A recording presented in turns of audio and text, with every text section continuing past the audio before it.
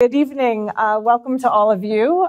It is tremendous to see you, those of you who are here in person, and it's great to see those of you who are online. You know me, I'm Leslie Vinjamori, President and CEO of the Chicago Council on Global Affairs. Today we are on the record, and I am completely and utterly delighted to welcome you, Samir, Dr. Samir Sarin, President of Observer Research Foundation, to Chicago, to the Chicago Council on Global Affairs. If you would indulge me, I will say just a few words about Samir. I've known you, Samir, I don't know, for maybe a decade. Anybody who kind of follows the world of global affairs, India, clearly knows about you and knows about Observer Research Foundation. And if you don't, this is a tremendous opportunity to kind of begin what with Samir is always a journey. It's never a sort of one-stop shop. Several of us were very fortunate to share a lunch this afternoon where we learned even more, yet more about the work that you're doing in India, across the Middle East, across Southeast Asia, frankly, across the globe. In addition to being president of the Observer Research Foundation, which began, you were there from the origins, and it's grown to be the most significant and globally relevant think tank, certainly in India and far beyond. You also curate the Raisina Dialogue, which takes place every winter in India. It's not winter in India when we're there, but it's winter in Chicago. And many other things. You are chair of the Global Future Council on Geopolitics at the World Economic Forum, author of 5 books, one of which I was gifted today, and it's at home because I'm taking it with me for the holidays. Geotechnography, mapping power and identity in the digital age. You are also founder of Sci-Fi, an annual conference on cybersecurity and internet governance, and many other things. So I'm going to let you tell us more about that. Today, we're going to have a conversation about India, about India at home, India abroad, India in the world, and we will obviously talk about India and the United States, but I want to leave that for a little while, because I think once we start talking about the United States and India and the current period, we're going to kind of stay there for a little while. So let's start further back. Maybe before we talk about India and where it is today, could you just tell us a little bit about your own journey? How did you come to this world? As I understand it, you started out in the private sector. You weren't really going into it to be a sort of, famous globe-trotting Indian leading the conversation on geopolitics. So Leslie, thank you. Thank you for having me, and Mike, thank you for the hospitality and for your leadership. And let me congratulate both the Chicago Council and Leslie for having discovered each other. I think this is going to be a great match, and I'm determined that because of this alignment, we need to be here. And I've actually challenged Leslie that from next year, ORF and the Council should jointly host a big event that discusses global questions in Chicago, not necessarily relegated to just the India-US lane, maybe a global conversation, but with these 2 large democracies at the core of it.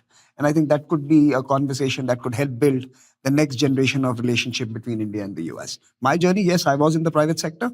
At some point after 14 years in the private sector, I felt I was not fit for purpose. It took me a while. The first part of my life was basically, in many ways, my father telling me, this is the degrees you have to chase, this is the job you need to do, this is the person you need to live with, and I did all of that. And then somewhere in the 30s, I became my own man, and I went back to college and I re-educated myself, and I stumbled into a think tank, which, by the way, I was not there since the origin, which was already close to 18 years old when I joined it. It was an institution that was coming into its own in 2008 when I joined it, and I've been there since then. So I've been there for half of its journey. But Raisina, yes, I was there when we built it from scratch, and I'm delighted that I have been present when we gave birth to ORF Mumbai, ORF Kolkata, ORF DC, and like Dhruva is here, who's I would say is the co-founder of that particular initiative. He came down and he built it up during the pandemic. The now ORF Middle East in Dubai. So I've stumbled into this sector because the private sector wasn't a place that I thought was meant for me. I wasn't good at what people do, which is make money. I'm good at making conversations, and that's what I invested in. So my first year at the Raisina Dialogue, it began in the opening with Mr. Modi, Prime Minister Modi, and the President of the European Commission, Ursula von der Leyen. They opened the session. I think that was 2022. That's right. 22. That's right. Just when we were opening up from the pandemic. Exactly. That's and right. Before Russia's invasion of Ukraine, I then returned the following year.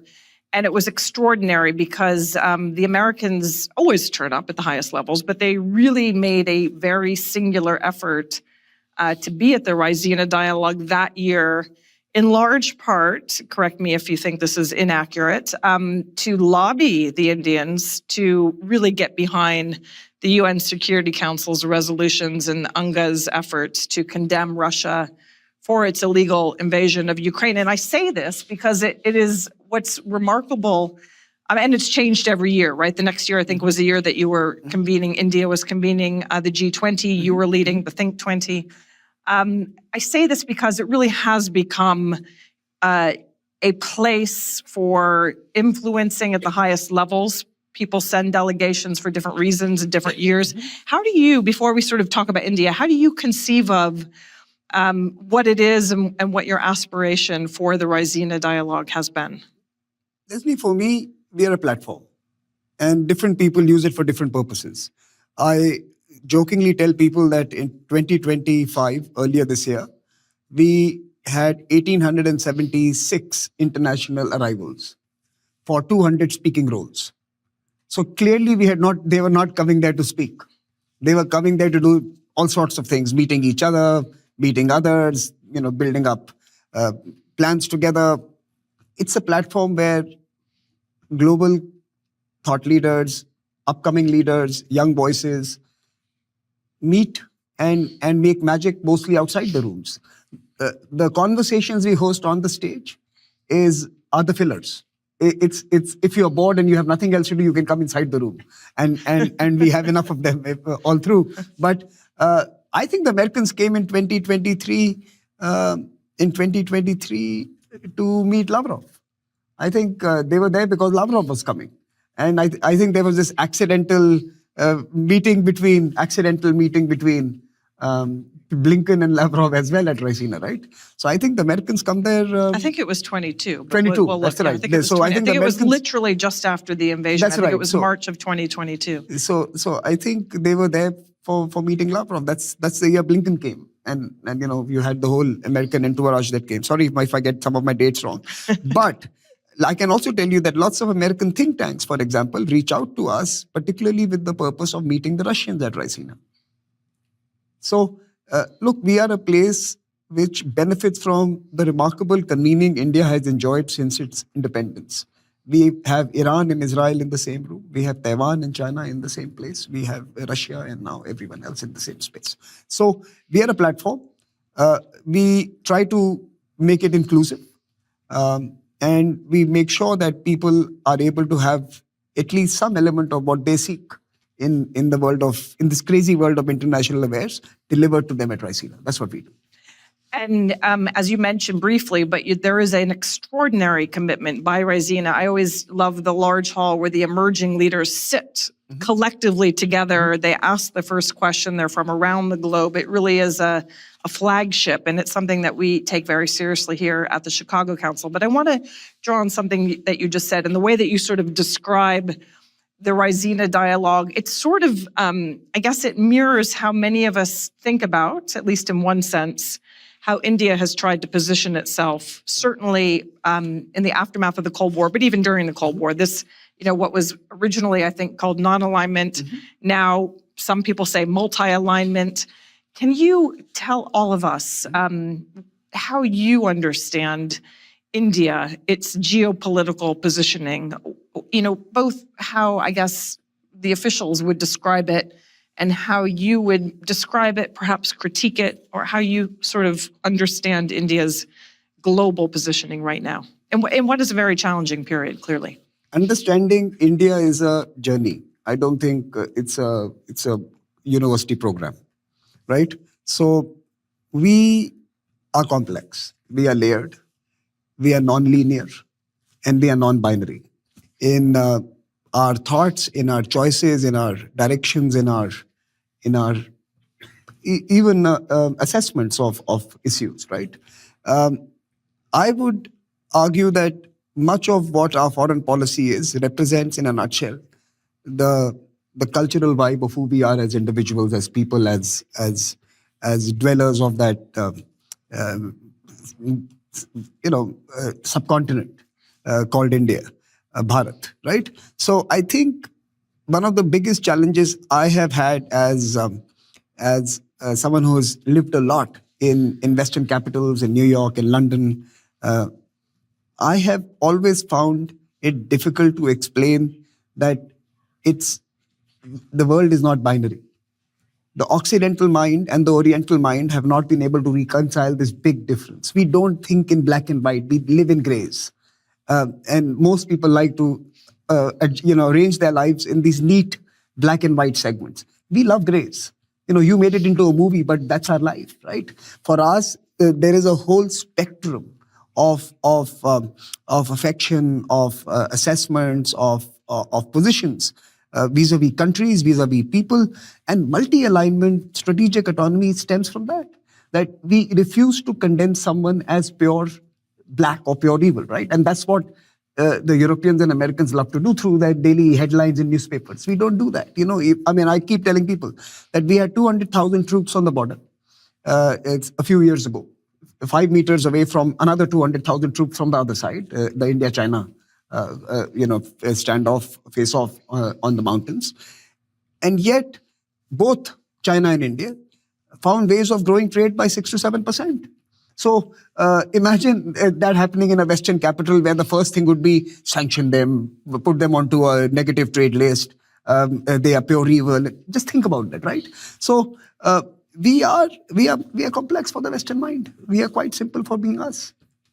So let me push you a little bit on this, but also to just draw it out a little bit, because I guess... But look, strategic autonomy was also a product of the times we were born, right? In 1947, the time we gained our independence, it was also a product of that time that a country as large as, and a country that has a sense of self, of being one of the largest economies of the world for 16 out of the 20 centuries that we had lived through at that particular moment, did not want to be a B team of anyone else. It wanted its own space, and it wanted to create a third space, and the third way, right? That's what we are discussing today. So the idea here was that a proud country refused to be in anyone's corner.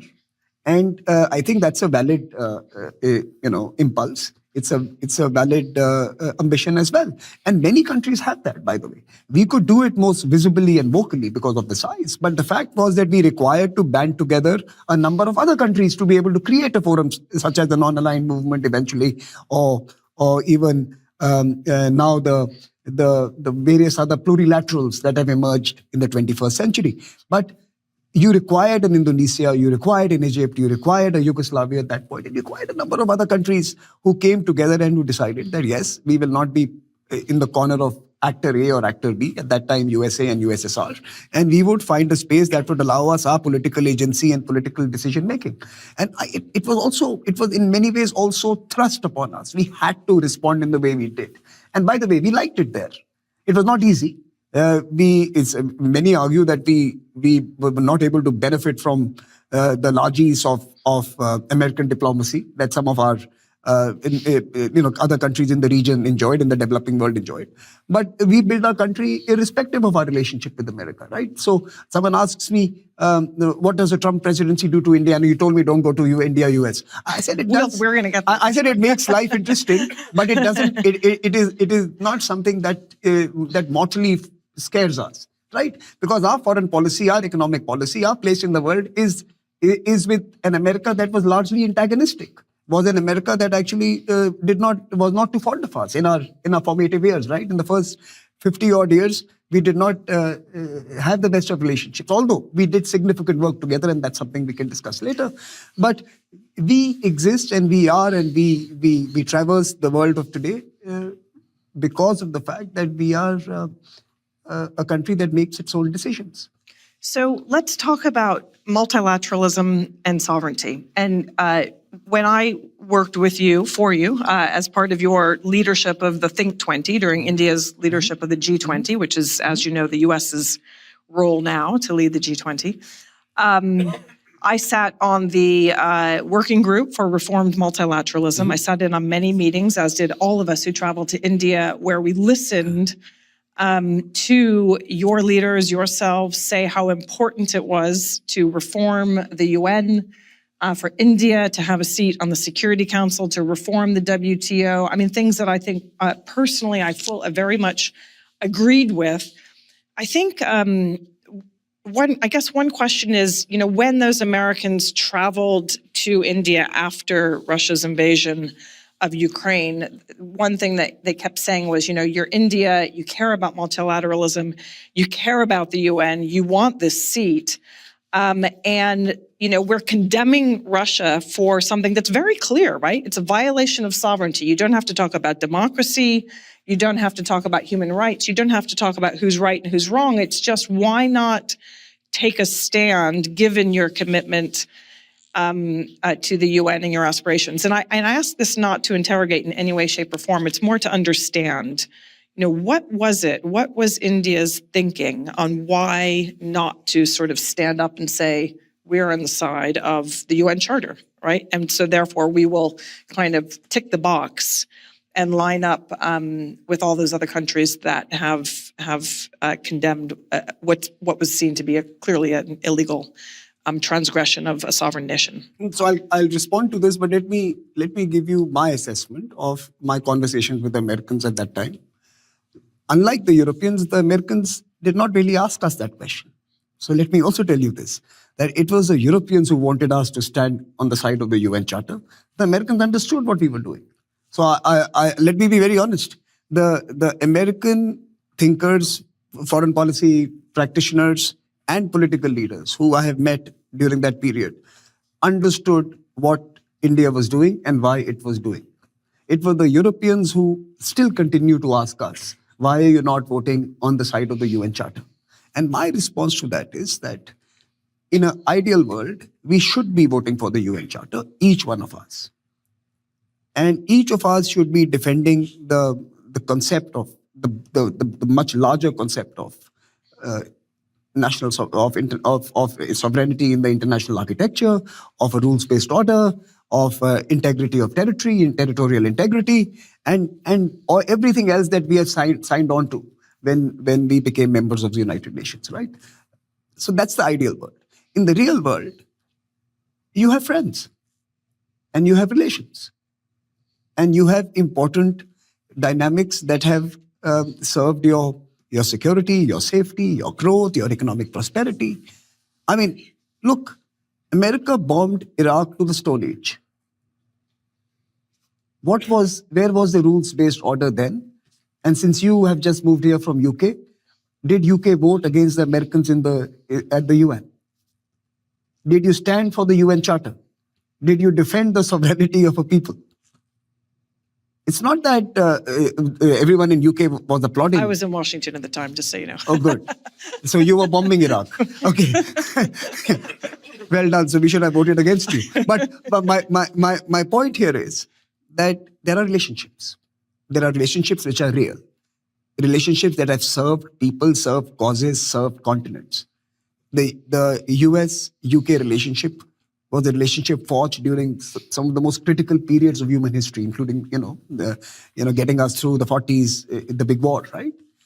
Now, America does terrible things occasionally. I don't see UK voting against it ever. Or any of its friends, by the way. I think the Germans abstained, or Germans probably, in the case of Libya or one of the... Libya, 2011, I believe. Yeah, I think that was the time when the Germans moved away from the pack and they took a stand which was different and perhaps abstained. I have not seen any Western country vote against Western transgression. I've never seen it. Why? Because your relationship is important for the foundational stability of the architecture you have invested into. And good people do bad things, you don't condemn them. And that's again a very, very Occidental thing. Oh, he's made a mistake, so now condemn him. If he's our person, forgive him. If he's someone else's person, condemn him. We don't work like that. For us, the Russia relationship was significant. And yet we were so deeply disappointed in Russia's actions that we abstained. Now imagine a country that has used its veto so many times in India's favor, watching its friend abstain and not support it. We were not among the countries who voted for Russia. The message was not to Europe or America. The message was to the Russians that we like you so much and yet we abstain because we disapprove of what you have done. We are not with you on this. So if you look at the vote, which was abstention, and the readout along the vote, when we gave our statement, the statement was an attack on Russian action. The voting was abstention, right? So you tell your friend we are not with you by abstaining and you make a strong statement against the actions, but you don't throw them into the ditch.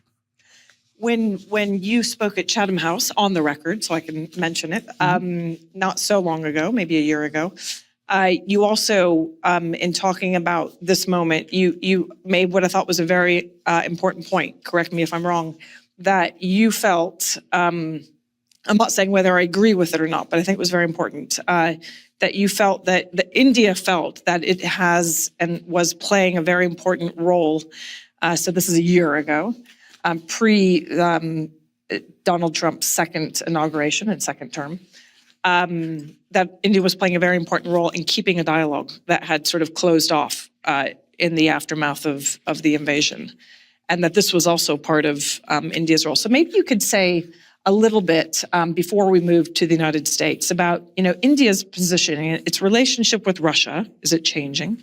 Its relationship with China.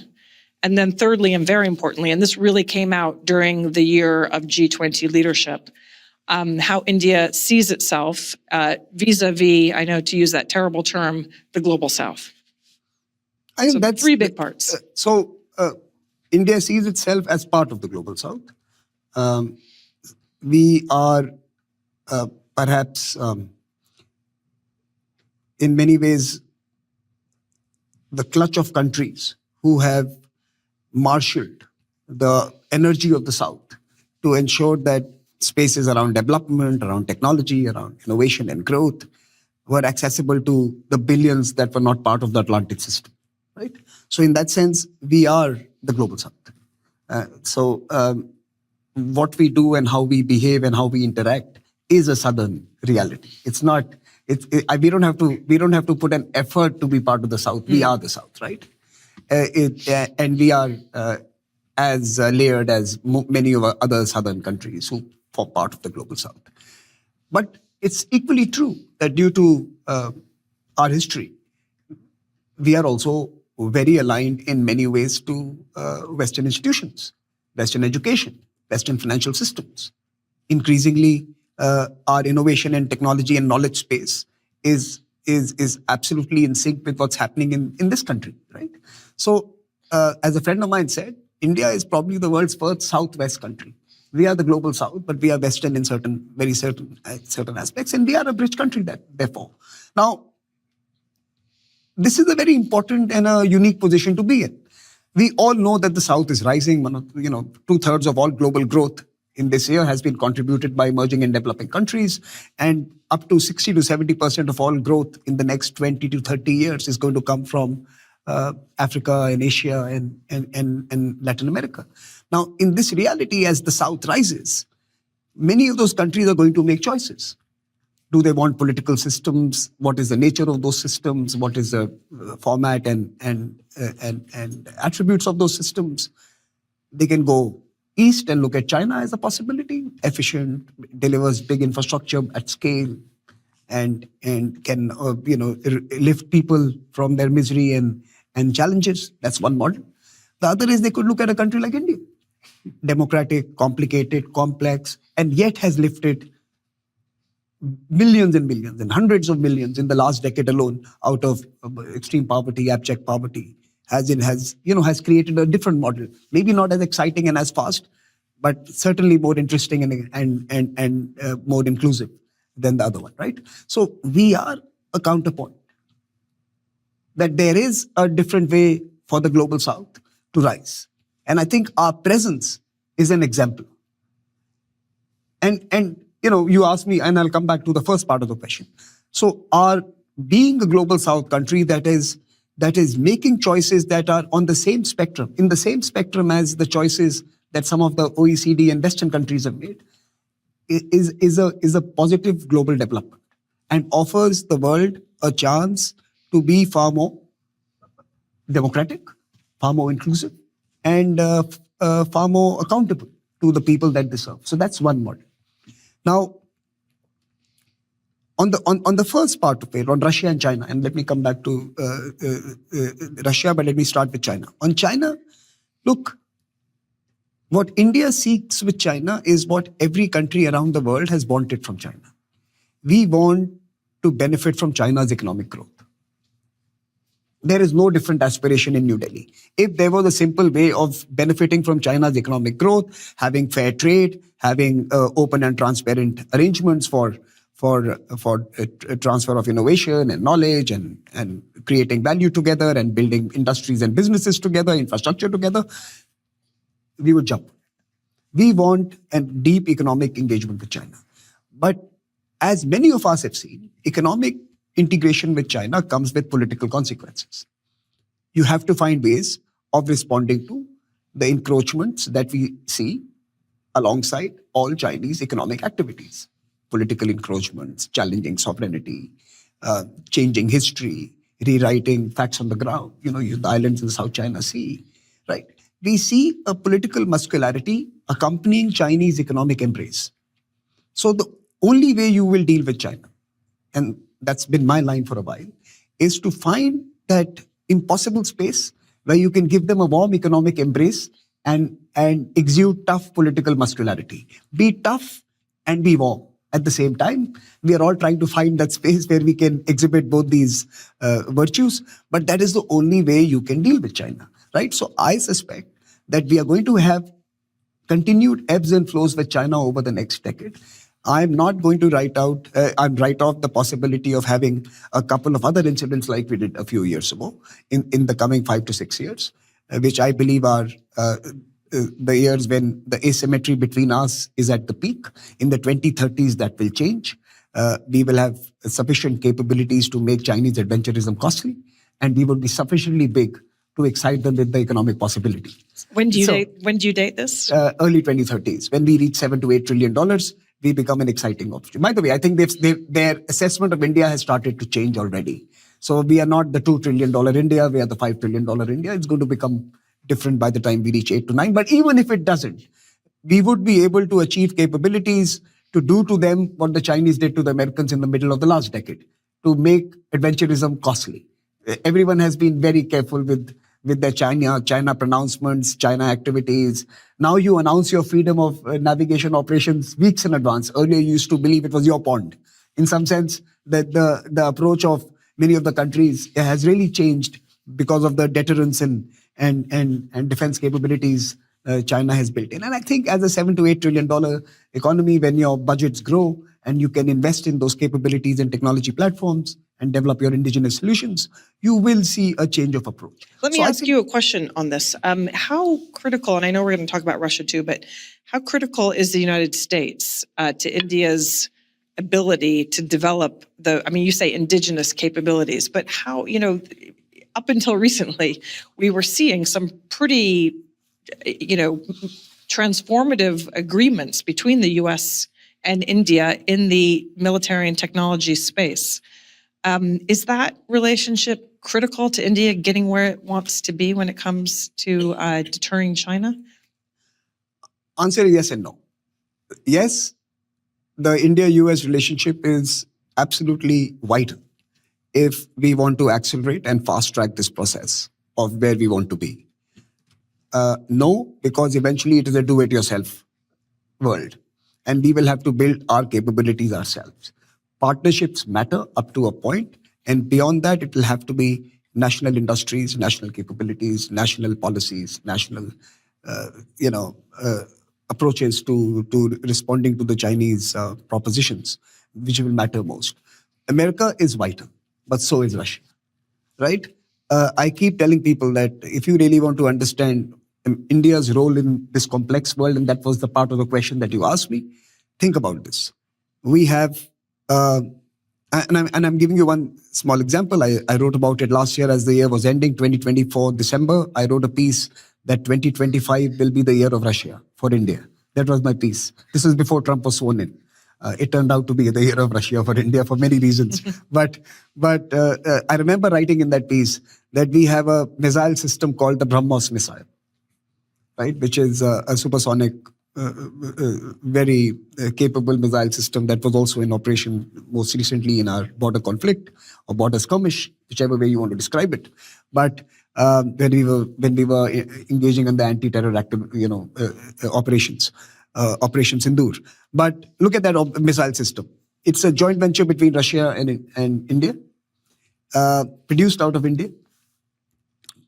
It is been sold to the Philippines, who have deployed it as a means to deter China, Russia's best friend, right? And of course, Philippines benefits a lot from monetary and other aid from the United States of America. And this is globalization India style, that we are partnering with the Russians to strengthen Philippines to take on the Chinese with the support of the Americans. And in that sense, that is the role we play in this world. And I think that's a good role. That's a good role to play. That we are able to bring together actors to work together on specific projects and ideas that are useful. Technology is the same. There are many examples in technology. Our payment systems. If any of you have internet working in this room, and I'm sure many of you do, you can go to a website called mosip.io, MOSIP.io. It will tell you the number of the hundreds of millions of people outside of India who are using the India Digital ID stack, our open source solution, which is free of cost, non-proprietary, non-predatory, and we don't steal your data. So you build your own open source, and I think the number should be 160 million. I don't remember exactly, but 160 or 150 million folks, 11 countries who have rolled it out, 28 who are playing with it and experimenting with it. But that's our job, that we have built technology capabilities in partnership with our friends in California and other parts of the world, and we are offering them to the global south so that they can build their own proprietary architectures, right? So that they are not owned by the big tech or the big 4 or 5 companies who have their headquarters in this country. The circle that you describe, it sort of turns out to be virtuous, one could argue. But it's very interesting because when you think about America, its power and its exercise of power and how it's received globally, one of the number one words that people across the global south refer to as America's hypocrisy. And the reason that one of the reasons that they talk about America's hypocrisy is because America espouses a very clear value proposition about what it stands for. Democracy, sovereignty, or it did. Things are changing. It's being contested right now. But sovereignty, democracy, human rights, liberal values. What is India's value proposition? Because it sounds very transactional. Inclusion and community. But in its foreign policy. Exactly this. And celebrating diversity. And once you put these together, you have many of those attributes you have mentioned within it. But most important is the fact that we are not the same, and we should not try to force our formats on others, right? And I think that is the main difference between Indian and American foreign policy. Ours is thou shalt not preach. So, and in America, every time you have a democratic government, hypocrisy becomes the word. To be fair, it was a Republican government that in U.S. administration that invaded Iraq, not if I remember my history right. That's right. So it's both sides of the aisle. It's not just one. There seems to be a change now. The recently released national security strategy could be read, not with respect to Europe, but with respects to some parts of the globe, as being much more, we're not going to kind of push our values into other people's countries inside of their borders. That's certainly not the case with Europe. But we're going to get to America because we have 7 minutes before we open it up to everybody else. And it has been an American and Indian moment this year, for sure. Many of us, perhaps not you, I don't know, but I want to know, many of us have been saying for a very long time. If there's increasingly America's foreign policy is no longer garnering bipartisan consensus, with the exception of India. That's true. Republicans like India, Democrats like India, everybody believes in this relationship. It seems geopolitically obvious, geoeconomically advantageous, socially and economically, aligned, two greatest democracies. We know the mantra. And here we are. It's sort of busted up in the most extraordinary and quite frankly, disappointing way that many of us could have imagined. Were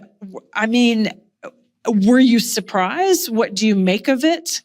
And how long will this go on? How long will this rupture continue? Was I surprised? Yes, I was shocked. and I think if anyone pretends that they weren't, they are saints, and we must honor them with a temple of their own. How would you describe what happened? Like, how would you? We know the facts, but how would you kind of capture what happened? You have a bipartisan consensus on India, and by the way, you also have a very strong across the aisle consensus in India on America, and that was the moment we were in. And then suddenly you have Donald Trump, who emerges. Who used to be very strong proponent of India, arguably stronger than the Democrats even. In his first iteration really, in many ways, decided to move America in certain directions that, by the way, Biden administration continued. So in some sense, his China policy, his betting on his revival of the Quad and putting energy back into the Quad and making it a potent grouping, and many other were rational policy actions. Right? Trump 2.0 has been a surprise. And I think anyone who says that they haven't been surprised, really, I want to meet them. But look, at some level, Trump 2.0 has been one of the biggest political comebacks in democratic history anywhere in the world, in some sense. You have a man who's charged, who's incarcerated, who's vilified, and yet he finds it within himself to continue the journey, galvanize people, tap into the perceptional vulnerabilities, and build a campaign that is able to bring him back to office, and with a significant majority, right? So Trump 2.0 has been in some sense a phenomenal journey. And a phenomenal journey required him to challenge his own thinking if he had to come back. So Trump 2.0 was never going to be Trump 1. That was known. But his assessment of the world has changed accordingly, right? I think the questions that Trump is asking of India and of everyone around the world are fair. His questions are: is trade fair? Is immigration policy correct?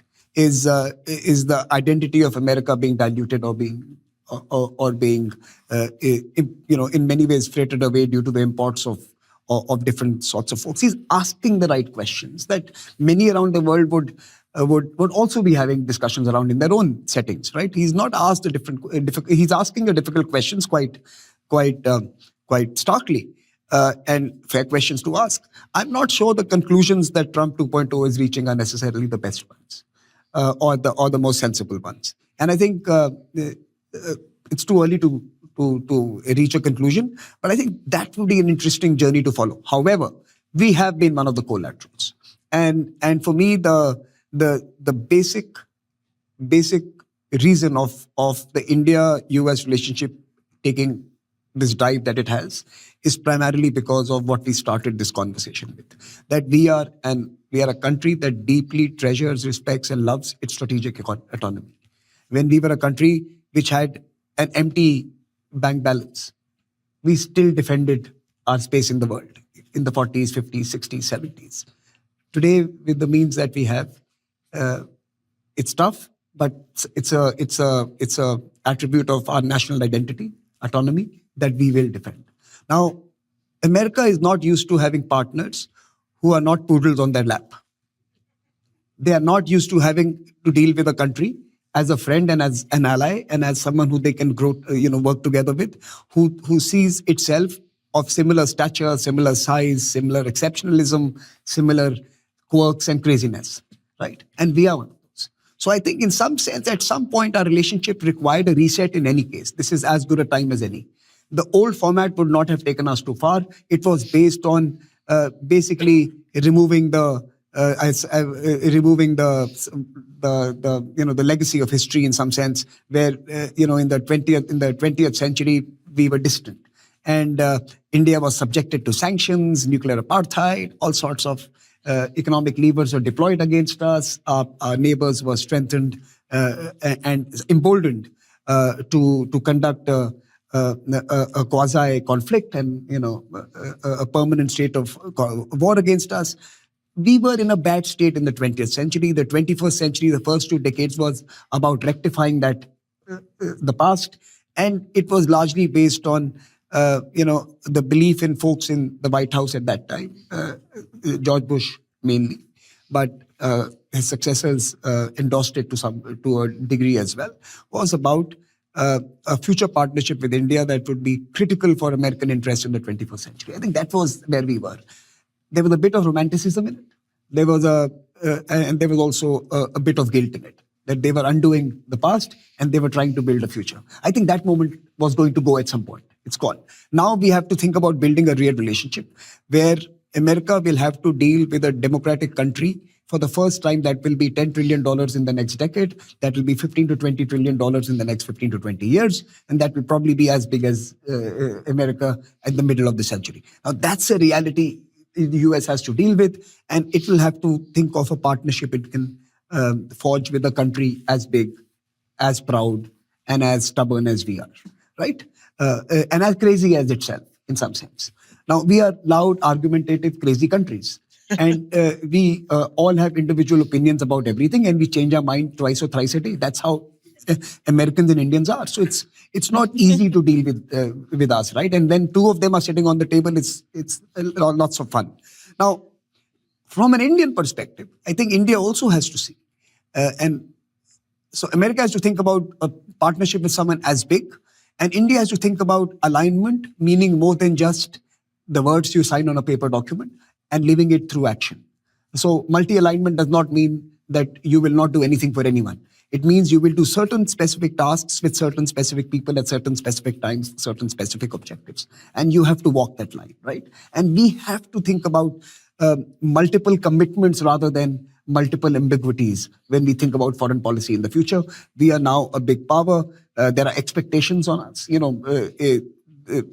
People want us to take responsibility, want us to contribute to the global public goods, which we have done dramatically, which we have increased dramatically since the turn of the century in terms of being first responders in our disaster relief and resistance efforts. The COVID vaccine, we shipped to 125 countries when, people were hesitant to deliver vaccines. So we are beginning to take that role, and it will have to continue to grow. And eventually we will have to be investing in peace and stability around the world as well. So at some point we will have to be an actor that bears the burden of stability that will deliver the growth that is accruing to us. At 4% GDP, global GDP, we contribute 17% of growth. So we are the largest engines of growth, and we are going to remain one of the largest providers, engines of global growth for a while. And for that, we need a world that is stable, predictable, and more peaceful, right? So in that sense, we will have to start investing in it. And I think over the next 3 years or 4 years, these are the conversations the 2 countries need to have. I think we are in a period of a decadal transition from the old to the new. We are going to have exciting moments. We are also going to have difficult and tough moments. So in some sense, if you work in the academic and think tank world, lots of things to write on. For my colleagues, I get to come to the audience. I still want to ask you about the G20 and many other things, but let me see who might have a question. Anastasia, I'm going to let you choose because you know this audience even better than I do. And please say your name and your affiliation. Hi, my name is Will Kelly. I'm with Frontora Capital. Thank you for such an interesting conversation. And I asked this question a bit naive on India's role in the world, but it seems to me you spoke about China having to react to the sort of transgressions of China. And it seems to me that India's foreign policy has been a bit reactive. I think of other countries that are maybe at the crossroads of East and West, Turkey, the Gulf states, even Kazakhstan, who I think in the past few years have seen a rise in their status where it feels to me that I'm just not sure what the goal is, what the sort of grand ambitions are of Indian foreign policy. I mean, what is being accomplished by refusing to extradite Sheikh Hasina? I guess, what's the ultimate goal? So the question is, what is India's ambition, or the question is Sheikh Hasina? India's ambition. Yeah, okay. No, I just wanted to make sure. Okay. Are we collecting some more together, or do you want me to? Well, we're going to let you take that one. Okay. Look, our ambitions are very clear. We have to move 17% of humankind from $3,000 per capita income to $10,000 per capita income in the next 15 to 17 years. It's a global public good. We are lifting the largest cohort of humanity from a state that was quite low to a state which is of their well-being and of their and a better standard of life. That is India's most important priority and single most important objective over the next 15 to 20 years. We are going to be development obsessed because that is what we need to deliver. So that's the number one Indian priority, and that is why we will build partnerships. We will attract or we will work with technologists and those who have solutions. We will work with those who have money, those who have investments and funds to deploy, and we will need a plethora, a whole kaleidoscope of partnerships that will contribute to our growth. Some would be countries, some would be companies, some would be philanthropies, some would be very talented individuals with solutions. And we will try and attract all of those. That is clearly a driver of India's international engagement, international approaches in the coming years. Now, it's a very different debate, but I don't think India should be throwing a political leader to a kangaroo court. But that's a different matter. We'll talk about that later. But I think India is doing right by not honoring illegal and a kangaroo court. Let elections come. Let a new government emerge elected by the people. Let there be a certain degree of constitutional normalcy in that particular country. Hijack on the streets does not necessarily give legitimacy. Just because you have more people shouting than those who are not doesn't mean that you have a country that has reached a conclusion. So I think on Bangladesh, more to be seen. But on India's role, development is going to be the central driver of what we want to be doing over the next 20 to 25 years. That was the basis of our relationship with countries such as the US, or even earlier with countries such as the USSR. And that's what we worked on. Good. Please, Anastasia, I'll let you choose again. Maybe in the front row here. And then I'm going to take one. I'll take two now because I've got one in the front row and one here online. Thank you. My name is Alice Giusto, and I'm China-focused communication specialist. So my question goes back to China. Okay. So I wanted to ask you, what do you see are the most acute vulnerabilities, like on India, when it comes to dependence on Chinese like supply chain and like technology, in particular starting from now on the next years?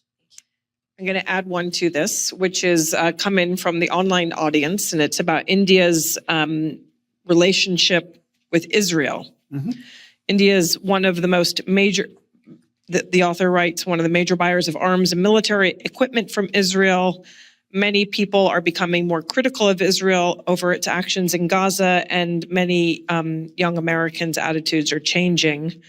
Are younger Indians also experiencing similar shifts in their view towards Israel, and is there an internal debate within India in the way that there is here in the United States on Israel? So which one should I respond to, China or Israel?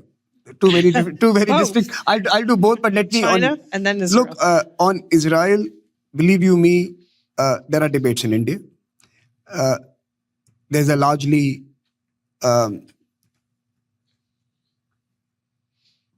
inclusive debate on Israel, which means it's not just the young people. I think there are folks across age groups and across demographics and across geographies debating what was happening at that time. Anyone who's online cannot not be a participant in debates on what was happening in Gaza, the October 7 terrorist attacks, and the response thereafter. I think it has occupied mind space in India as well. I can say with a degree of certainty, and I'm being a little careful here, we will have a foreign policy survey coming out in a couple of years, so watch out for that space. But if you were to ask Indian youth who are amongst your top few partners, certainly Israel will be one of those. And that has not changed. We will wait for the next poll that will come out in 2025, but in the 2024 poll, that was still the case. Israel was an important actor. So irrespective of what's happening in the US and in US universities and amongst the US youth, which, by the way, constitute a multinational cohort. It's not an American youth that is debating that. It's an international youth sitting in American universities debating it. I think there's a big difference.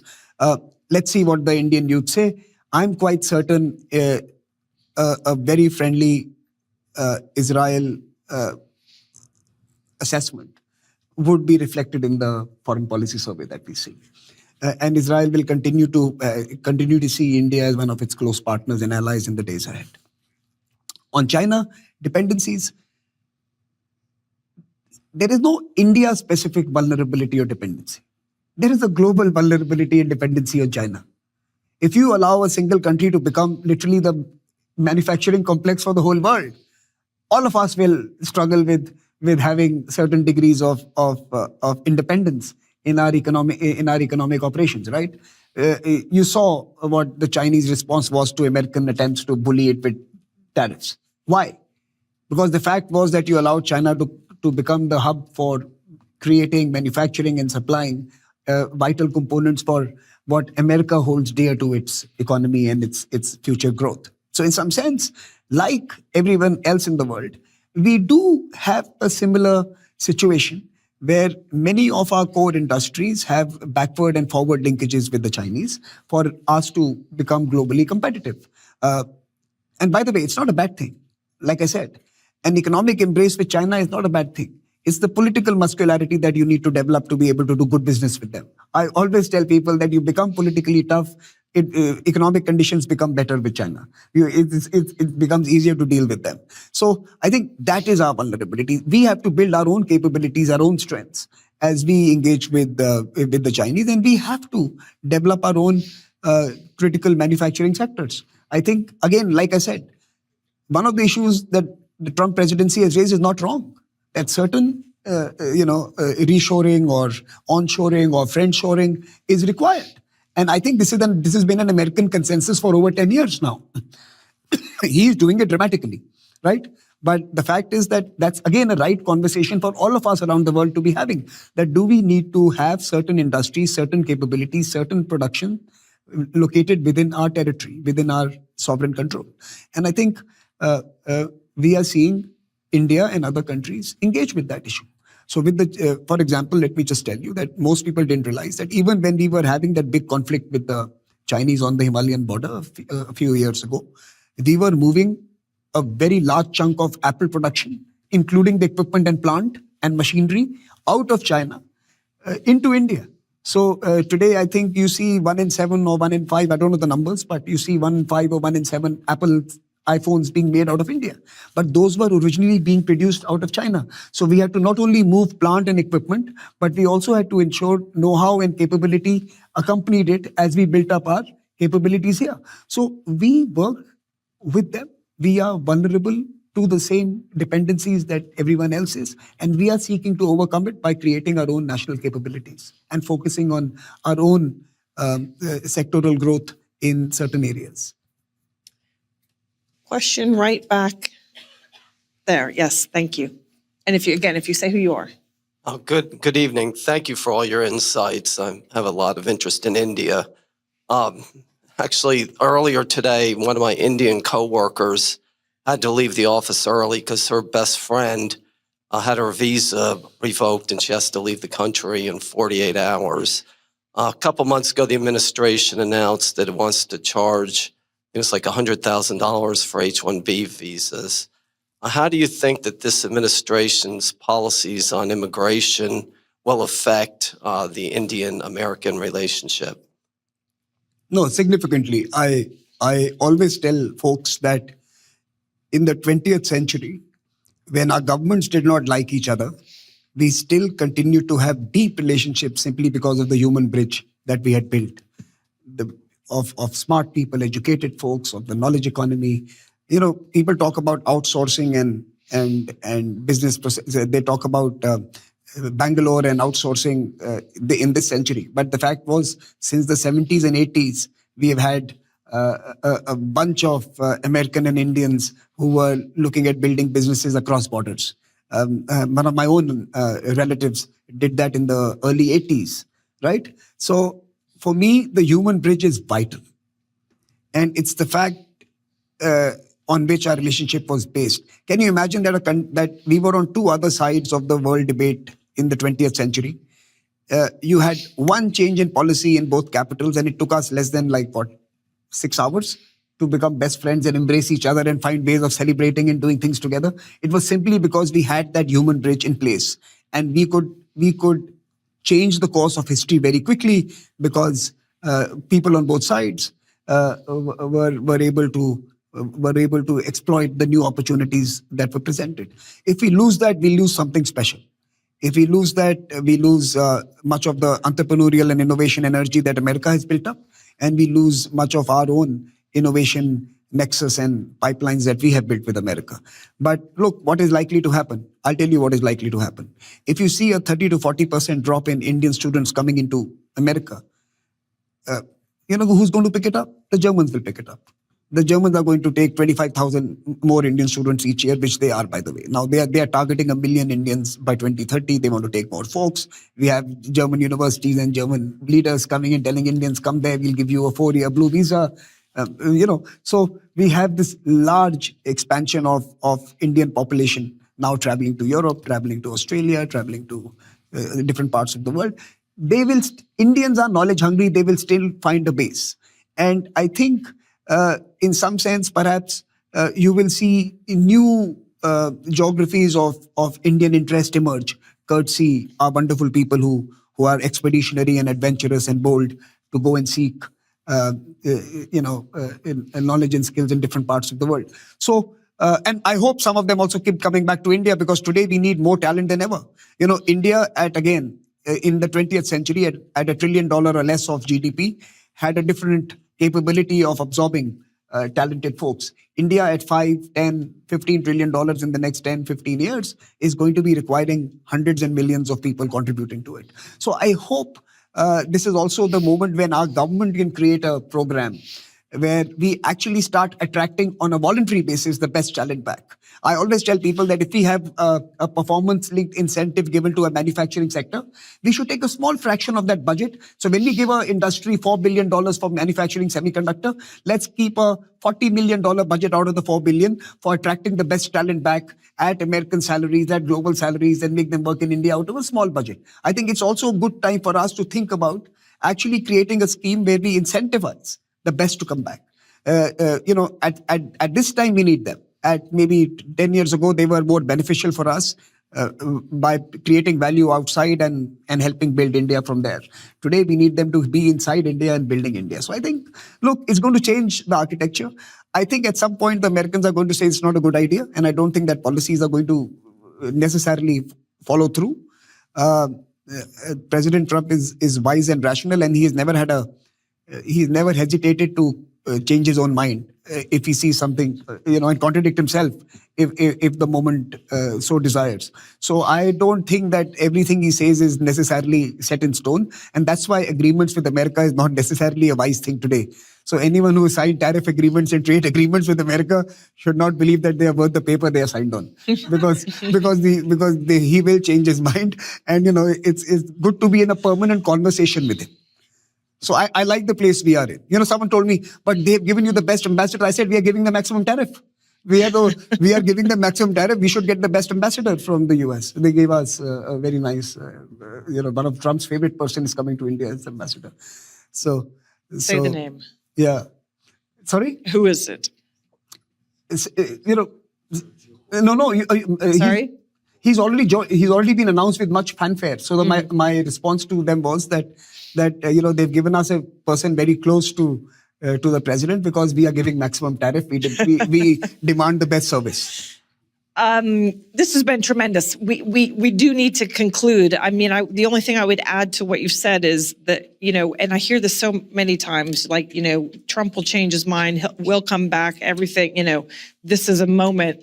And of course, what we all know, and, we know from the gentleman who just asked the question, there are a lot of people who are, who don't get the second moment, right? Their opportunity, their chance, their lives, their livelihood, their children, their investments are here and now being hit. And so America and India may well be fine in the medium term. No, but my God, there's some disruption along the way. I did not mean to convey that. No, I know you didn't. My point was that we are in for a tough period, which is going to extend much beyond Trump. The aftershocks on the relationship are deep. We were reaching a moment when we began to actually like you and trust you. You, the country. I mean, not you. You we always liked. You also we like the country. So no, I'm talking about in abstract terms. And both of us, to be honest. And we have let loose forces that have damaged that warm, fuzzy feeling that we had begun to enjoy with each other. A degree of comfort. And we will have to rebuild that.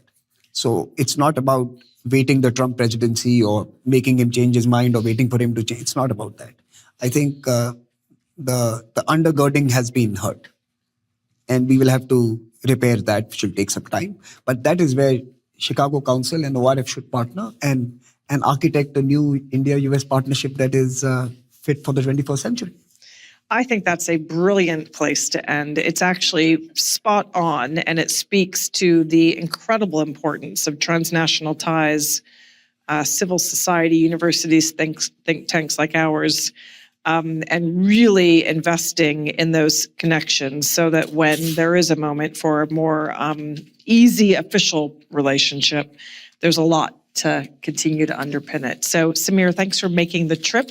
And your team, Dhruva, nice to have the Consul General from India here. Never the same without you, Tanubi. And thanks everybody for being here. This has been tremendous, Samir, especially you. Thank you. Thank you.